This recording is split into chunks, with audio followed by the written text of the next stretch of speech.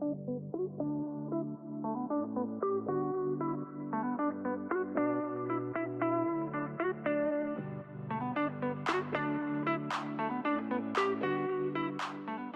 I'm Amanda Dubois, and I'm here with my friend Carolyn Presnell, who I'm going to interview. And as you know, I'm doing these Ripple Haven interviews, and the reason I'm doing them is because I know so many cool women, and I want all of you to know them, and I want all of them to know each other. And so this is like a big happy family type thing. But Carolyn is the Director of Community Engagement at Weld, and you're going to find all about Weld and about what it is that she does. But before we get started, I want to thank you because you guys know that I've been writing this book called Unshackled, and it's getting ready to be published in February, and you were really helpful to me in writing that because it's about women in prison, and you have a certain perspective that you were able to bring to it, and particularly the first chapter. I appreciate that you asked the questions. There's nothing worse than when you read a book and it doesn't make any sense. Right. I don't want to write that book. Right, nobody wants to write that book. But it's really challenging to access healthcare inside the institution. And I found it really precious that you took the time to ask the question because people don't know. And and part of the thing for me is that when you have been someone who is system dependent, particularly like on correction systems, is that there's a level of care, and like it or hate it, it exists the way that it does. And some of it is extremely traumatic in nature, is that you don't have any personal rights. I think, that you have access to health care in the way that everybody in the world has access to health care, but you don't. And, and the systems move extremely slow. It's that, like, if you have a medical issue, you write it on a piece of paper and then they determine whether or not you see a doctor and when. It's like those kinds of things. And the quality of care is really minimal. It's that you if you are in crisis, you may get some help, but that's not always true. And I think, it's like, I don't want to demonize the prison system. It works as it does, it's funded the way it's funded, all of those kinds of things.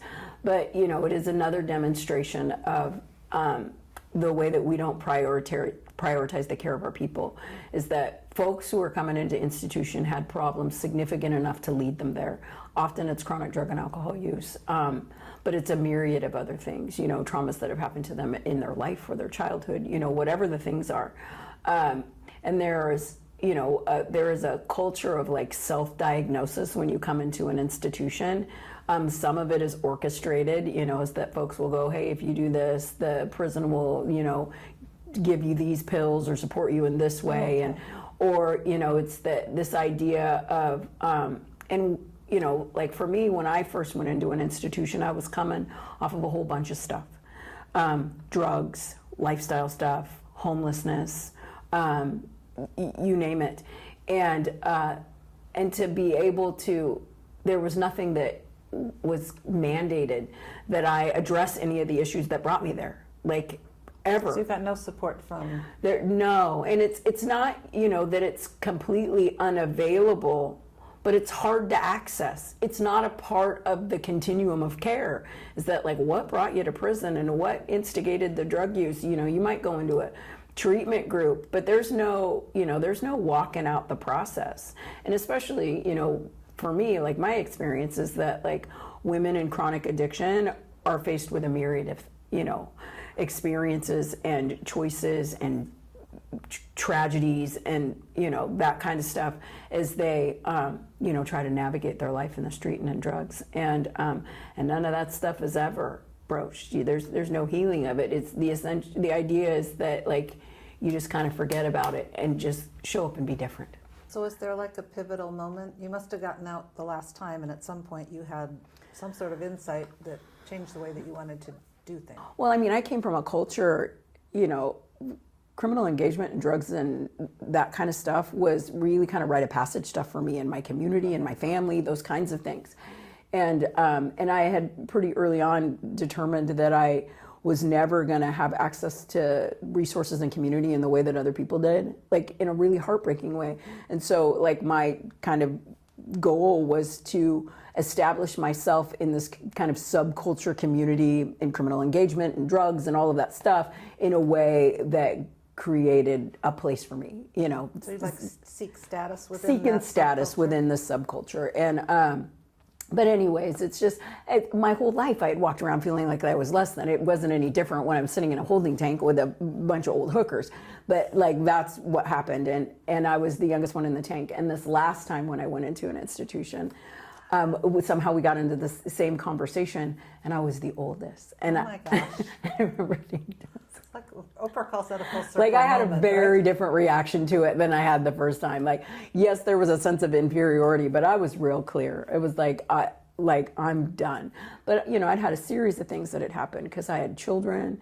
I had gotten sober, and then went back out and did some of the things that I had said that I wouldn't do. Was that I was so grateful to have had a life that was restored and to be able to parent my children and show up community in meaningful ways, and all of that stuff was true. And then I became armed with some facts about myself, and I thought maybe it's maybe this, now that I know more, like I'm not subject to kind of the same stuff that had happened when I was young. And for me it was, I took a drink. I was like, I think I can probably drink like regular people. And it wasn't 6 hours, and I was immediately caught back up in the lifestyle, and within 6 days, it was over. And I didn't realize that when I did it, I remember having this thought, it's like, oh, it's like if this goes bad, then I'll just go back to doing what I was doing before. I'll do the sober thing, and I'll connect with that community and all of those things. And I just didn't know that it wasn't going to be as simple as making the choice. Is that I took the first drink, and it took me for the next 15 years. I couldn't stop. I would come years. in and out, in and out, in and out, in and out of jail, in and out of prison. It was all of that. And so, and my kids had to do the ride. And then what happened to your family while you were in prison? What kind of support did you get for being a mom in prison? There's none. I mean, there wasn't any. One of the things is when you're in an institution, is that if you have too little time, you don't have access to resources, and if you have too much time, you don't have access to resources. So if you have too little time, because the waiting lists are so long to get into anything, you can't get in. And if you have too much time, resources, what do you mean? Like education, any kind of resources that they have. They have some stuff that's geared towards family. They had the Women's Village, which would get you connected to, you can find your credit history or any of the things, but education primarily. Which is really limited, and if you're in the little institution, it's almost non-existent. They got a couple of classes that happen at the little institution at Mission Creek. Mission Creek, okay. And that's it. And if you have too much time, you're not going home anytime soon, so you're essentially ineligible for doing programming because you have too much time. So it's where were you when you went in the last time? Were you in the middle? I mean, I'm always kind of in the middle, but I ended up at the little institution. There's a couple of things. You have access to kind of When you say a little institution, for people who don't know, in Washington State there are two prisons. There are two women. prisons. There is the main women. prison, which is WCCW, and it's Washington State Correction Center for Women, and then it's WCCCW, and then there's Mission Creek, which is the smaller institution. And back in the day when we had first gone, it was the DNR work camp. So you would go there for the work camp. What does that mean, DNR? The Department of Natural Resources, and so it was, fighting fires and chopping down trees. So did you do that? I did. Well, tell me about that. I didn't know that. They don't do it anymore. They stopped it at the Women's Institution, but it used to be that you could go, we would do production commercial thinning for the Department of Natural Resources, and we'd go out and chop down trees, prisoners with a chainsaw. I mean, what could go wrong? I know I have a friend who was in the men's prison, and he spent every summer up in doing firefighting with chainsaws up in the mountains. Yeah, it was actually remarkable. I left the institution in some of the best shape of my life. Wildly underpaid for the job that you do there. I think it's 42 cents an hour to fight wildland fires. But what it meant is that you could go outside the gates every day, and you could be in the trees and in the woods where it was quiet. And so how long were you there? 15 months the first time, and access to my kids. I didn't have any way to connect to my family, like by phone or any of that stuff, when I was in the institution. And there were a couple of ways that I was able to connect to the kids, and one of them is you could read books on tapes to the babies. And so we would read these books on read books into a cassette. They would record it, and then you could send the cassette and the book home for the baby. And then the other was letters. And it's a strange thing when you're writing letters to someone who doesn't write you back. Right. Is how old were your kids? My daughter was, I think she had to been middle school at that time. And then my son, he was still pretty young. He was like 4 or 5. And so I would write letters every week, and try to find creative ways. They were living with their dad. And he wasn't in deep resistance. We weren't in conflict in the sense that he wasn't trying to keep the kids from talking to me or seeing me. But the deal was that I hadn't prioritized them when I was out, and he didn't prioritize me when I was in. And so, as I totally had access to him if I could get to him, and I would send letters home, and I would send these books on tape. And what was that feeling for you? Like when you're reading a book on tape to a child that you can't see, like what's that experience? Well, it was one of those things that I kind of had to get into some, I don't know if acceptance is the word, is that there was enough of me that understood that part of what I was experiencing was a cost of my own choices. And so is that I had an opportunity to kind of call the note, is that I could pay the cost. And it was that if I had to, if that was the way that I could communicate, then I got to do it with as surrendered a heart about it as I could have.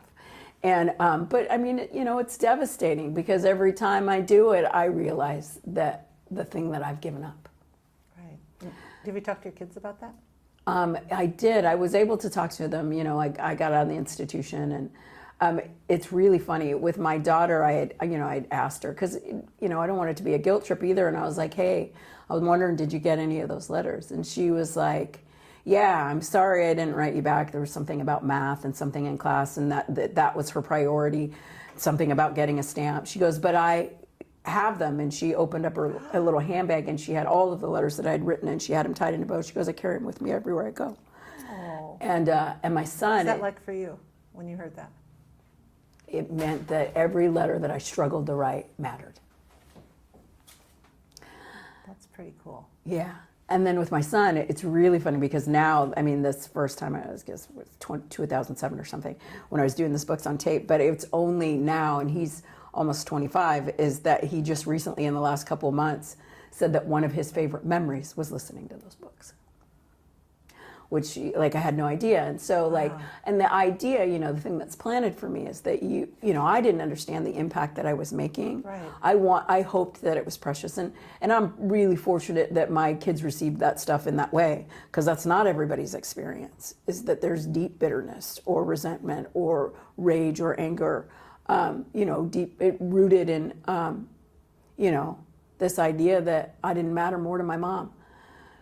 And so, each of us, pays whatever toll we pay around that. But there was nothing, and I feel grateful that I was able to do the thing with the books, but there wasn't anything that prioritized relationship with your kids in prison. So you're saying the administration in the prison wasn't it's minimal, helping you. That's and I don't know that it's the prison's responsibility or the person's responsibility. I don't know. But how do we bridge the gap? There's nothing about it. And I've talked about this, several times, is that there's nothing on the front end of you getting into a police car.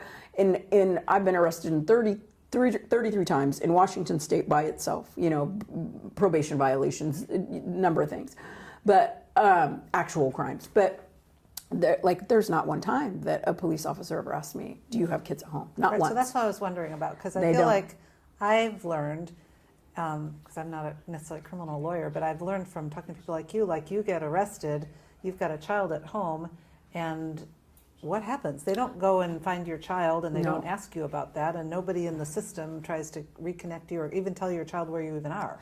No, there's not. And there's that stuff is really layered, is that it's not a part of our practice to find out whether our children are home. If I've gotten myself into enough trouble to end up in the back of a police car and I got kids that are coming home, the last thing I want to do is tell the police that I've got kids at home, because then they send somebody to go get them. And once they're in the state, then, who knows? Is that they're in the state So for the duration I'm in prison, and it's... What could we do better? I mean, it's so much farther up the fire hose for me, in my estimation. You know, I think about criminal legal system impact, and I am a person that's real clear, is that like my conduct had to be interrupted. Is that the places that drugs and alcohol were taking me did not make the community safer, it didn't make me safer, my family wasn't better off as a result of, you know, like the stuff that I was choosing, like that stuff had to be interrupted. But what we don't have is a system in place to support folks prior to criminal engagement. Like me personally, is that all my criminal stuff was driven by drugs and alcohol. So what could be done better is have better treatment for people? Public health. We're talking about public health contributes to public safety. So public health crisis right now. 100% is that, you know, having access to treatment, comprehensive, you know, recovery support upon exit of treatment, a process in which, you know, because that journey is not linear, to navigate those things, access to supportive services for the families who are impacted, because it's not just me as a mom who was impacted by this stuff. Sure, that was true, but like my kids were impacted by that, and they were paying a cost, and there's nothing about our, you know, our system that supports like real reunification. There's hoops that you get to jump through to like get your family back, but there's how easy is that?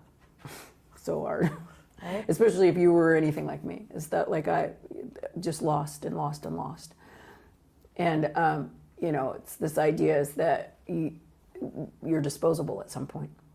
So how's your relationship with your kids now? It's darling. Tell me about them. How old are they? So my daughter is 33, and she has ever remained a champion no matter what was going on with me. My son, he was a harder sell. He was deeply angry. This last time, you know, I said I was done and I was going to do it different, and I didn't. And you know, there's only so many times that you don't show up for the first day of school or any significant moment in time where you say you're going to do something different. And one of the things, we had a really difficult conversation. I had come out of prison this time. I was on a Joseph sentence, and he. Wait a minute, we're talking to people that don't know your lingo. Had come out of prison, and I had a drug offender sentencing alternative. So what does that mean? And so what that means is that I do part of my time in the prison, and then I get to do part of my time in the community under some pretty significant supervision. Okay. And there's a bunch of boxes I have to check, and I have to check them consistently. And otherwise I get to go back to prison to finish my time. And so I had come out, and I was, you know, doing the things, and my son at that time was, he was homeless. He was 17.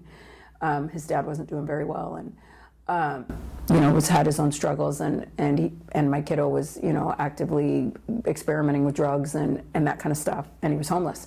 And so I would go to pick him up and, you know, buy him a backpack or take him to do his laundry or give him some money, because I was living in a halfway house. He couldn't come to where I was. And there was no way for me to build anything quickly enough to even bring him home. And I had suggested it once, and he was like, absolutely not. I'm uninterested in that. And, you know, and we were talking, and I was trying to offer him some support. I forget what it was. It was physical. And he goes, listen, I need to stop you. He goes, I understand that you know you're trying to do stuff to show up in my life and be my mom, but I need for you to understand that, like, I'm not uninterested in this, and I actually have a really difficult time with this. Like, I know that as your son, that I'm so, you know, kind of by societal understanding that I'm supposed to feel some type of way about you that is loving and connected, and I need to tell you that that's not the experience that I have. He says, what I actually feel is deep guilt because I don't feel anything when I talk to you. And what was that like for you? Again, it was one of those things that I just understood that was part of the thing. You know, that, of course, like, devastated. Like, I have done this thing that has created this separation between me and my son. But I also had this thing that I was incredibly grateful that he was courageous enough to tell me the truth. Right. And because that was the experience that he was having. And to me, that felt like a step in a direction of self-preservation, which I want him always to show up in a place where he's doing his best to take care of himself in situations where people are not showing up well for him, even if it's me. And so, you know, like, my deal with him is that, like, I'm just going to ask for, I'm not going to ask, that's a completely reasonable response to me. And I need you to understand that the way that you feel about me in no way is a reflection in the way I feel about you. And like, I don't need you to feel some type of way about me for me to tell you that I love you. That's a brilliant response. And so, you know, it's like what I'm asking for is like, I'm not even making you promises that it's going to be different because I can't tell you that that's true. What I'm going to tell you is that while I'm doing this thing, I want permission to just kind of orbit your life and help as I can. Can I do that? And he said, you can. And so, you know, it took a while, and he ended up, he got sober maybe, I don't know,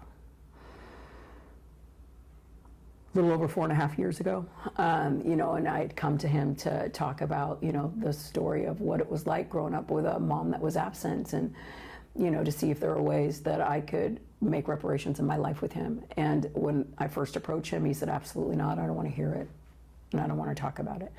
And it took about a year, and he came back, and, you know, then he was in the beginning of his own kind of recovery journey, and he said, I think I do want to hear what you have to say. And so, you know, we were able to do that, but it was years in the making, you know, the reparations, and it was one of those things is that I got to approach every engagement, and it, you know, it was the challenge of like doing this reparation. I would watch him and his sister interact with one another, and they had a secret language and things that they found funny and like historical relevance for their interaction, and I had none of it. Like, I didn't know what schools they went to, and I didn't know who their teachers were, and I didn't know their favorite colors or their favorite foods or their likes or dislikes. And you know, it was like always walking that line of like despair and willingness. It was that like, you get to learn this all for the first time, and I don't get to weaponize it as a, you know, to have self-pity or to like, you know, highlight or lift up like my failure. Like, I get to have acceptance that like my conduct was a result, resulted in this experience, and that if I wanted to like recreate, because I was never going to get back the time that I lost, I was only going to be able to recreate. Where did you get that insight? Because that sounds like super insightful, self-reflective. Bone-crushing defeat. I think that was. I mean, there's some truth to that. Like, I part of it was that I ran out of my own ideas, and I was a person that was, you know, just smart enough to be my own trouble. And so, like, some of that was coming to the end of my own ideas, and, you know, and frankly, it was being, you know, participating in communities of people who had stories like mine, who were impacted by the criminal legal system and chronic drug and alcohol use, who had transformed their lives. Like, I got in their pocket and I did what they told me to do. They go, if you do these things, your life can change. And so I did. So which takes us to what you're doing at Weld now. So now you are one of those people. I am one of those people. So what we're here to talk about, at the end of the day, is the ripple effect. So talk to me about what you do at Weld and the ripple effect that you have, because you have all of that history that brought you to a place that gave you this unbelievable self-reflection and insight that you could now take into the world to do what?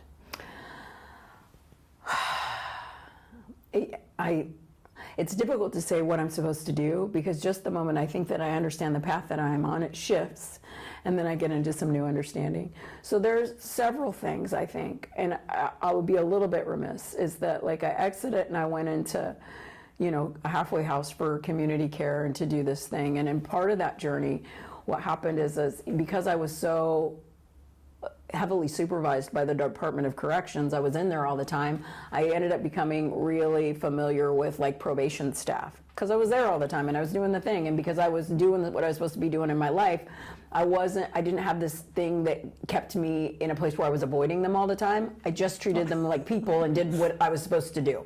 This is the last time out. This is the last time out. And so as a result, I ended up building relationships with correction staff, which was really foreign to me. Like, that's not a part of my family system, any of that stuff. Like, police are persona non grata, and that had been my experience with them all my life.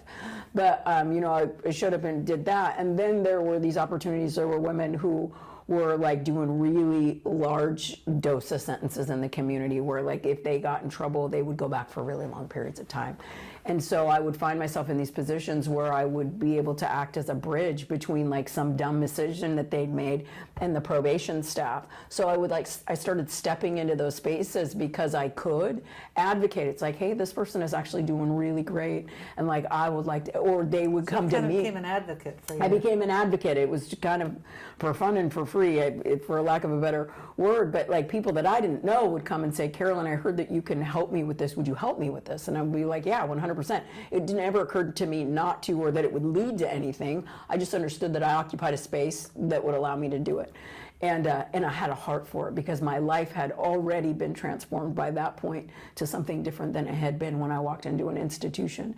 And I felt like a moral obligation to do so. And for some reason, you know, the gift of that thing is that by being useful to somebody else, it healed me in my own story. So of course, that's, you know, intoxicating in its own way. It's like, oh, this makes my stuff matter. Like it makes the things that are so hard to look at myself in the mirror about matter, like they have value. And so, you know, I continued to do that work, and I came on with Weld Seattle because in the world, you never know who's paying attention, and people apparently were. I'm just walking around doing my life and trying to fix the mess that I've made. But, you know, I was doing so efficiently enough that other people said, hey, could you come help us too?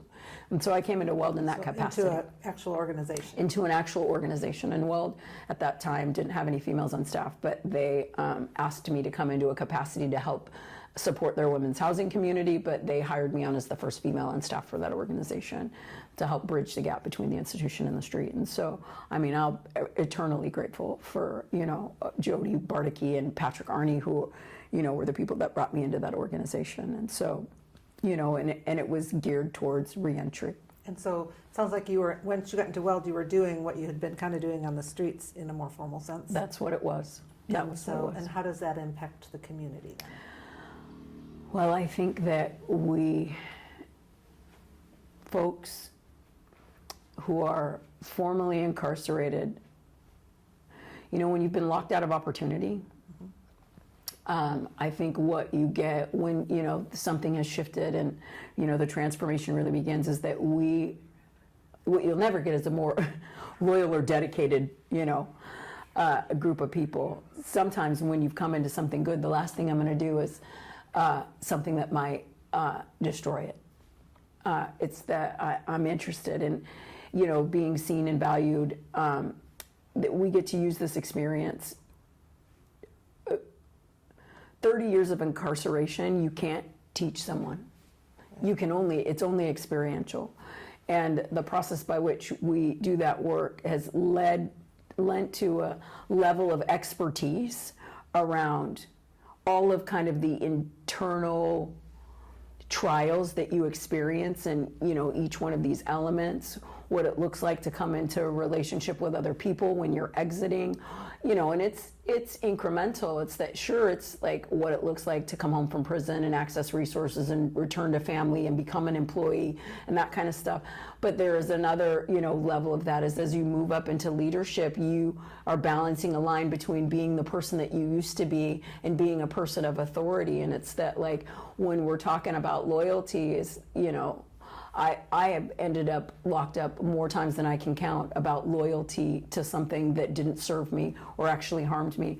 And like this transformation of that I become loyal to principle or to commitments that I made to family or to the vision that I have of being a better version of myself. And so, you know, these are the kinds of conversations that we have with our community. Like those are the language that like gets forgotten, and is that like when you are in management of, you know, traumatized people, like what does trauma-informed management look like, and that safety is primary, but that accountability is imperative.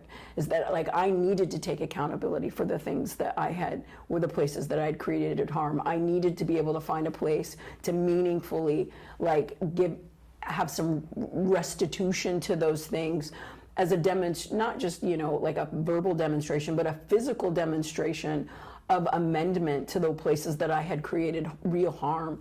And it's that like, but they're terrifying things to do. And I can't hear it. You know, it's the judge has been telling me all my life that I need to go get right with this stuff, and there's no way to do it. I had to be walked through it by someone who had done it. And so you're that person. I'm that person. And so like how many people are in your Weld's community, like the women that you're working with, and men also? We work with women and with men. It's dominantly men. It reflects the institution. It's about 25% women, 75% men.